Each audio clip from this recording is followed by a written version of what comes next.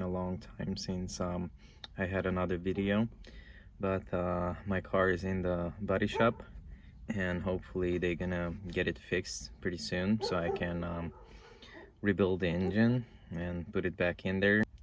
But in today's episode I'm going to show you guys how to fix an error code in a 2000 Honda Civic EX.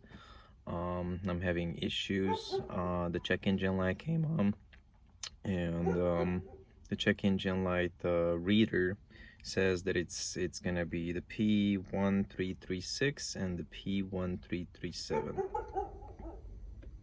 The code reader is saying right now P1337, but the other day I had another code which was 1336, and well, the problem with this code was that you see this wire that goes down to the crankshaft position sensor. That is the problem, because the wire somehow it got loose, and I don't know if you can really tell, but since it's moving around in the engine bay, and that accessory belt right there was shredding it until probably the two wires connected and gave you an error code. So basically what I'm going to do is unhook the wire from there, and then I'm going to drop it down as much as I can. And then you jack it up the car, remove the wheel so you can just fit underneath and fix it from beneath. Basically we're gonna need just electrical tape, hopefully, and you can fix this error in probably less than an hour and with less than $1. So let's start. Okay, so before you start the whole process, you have to remove this 10mm bolt that's holding this whole bracket. Otherwise we can't really reach it with our arms.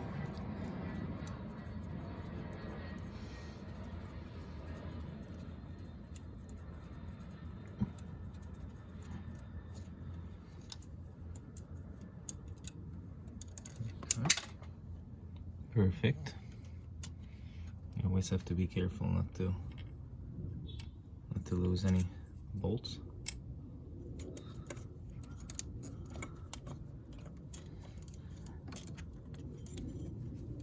To unhook these hoses and just fold it away. Then you have to reach down here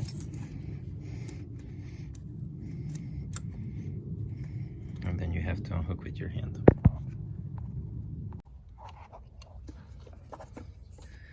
And the first thing you have to do, so the connector is gonna face this way, and you have to pull this little tip over here and try to bring it out, because it's sitting on another bracket, and then you can unhook from here, which is going to be much easier. The next thing is I'm going to pull all the way down,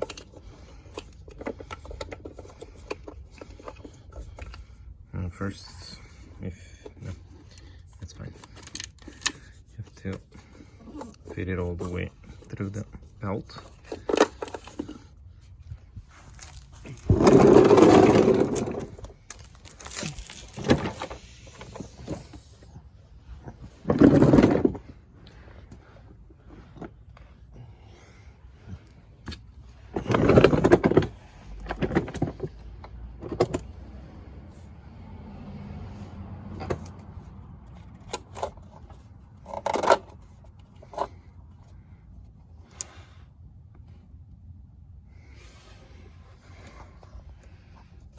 Alright, I can already see where's the problem at.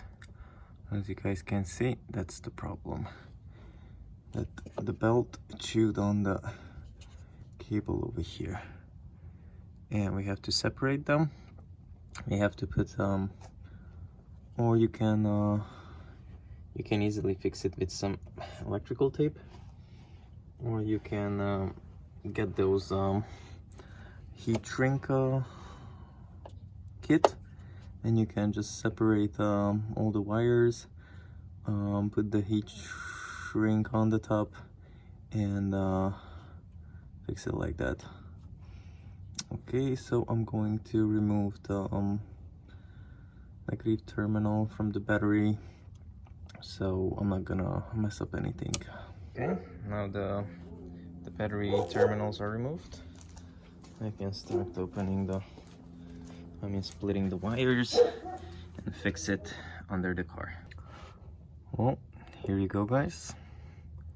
I managed to split all the ends, and looks like we have a blue cable, white, and this one, which is the ground.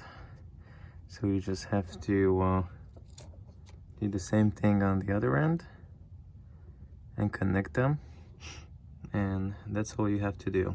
Connect these wires, make sure that they're pretty much waterproof, and you can put it back, the whole thing.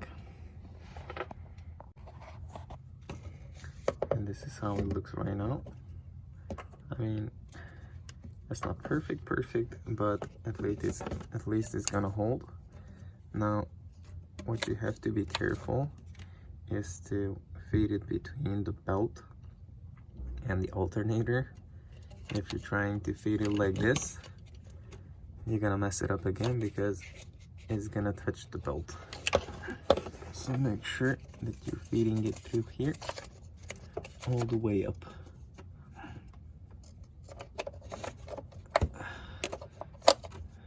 It's gonna be a little difficult between the other side of the belt and the alternator, but since I pulled it out the same way, you're gonna make it.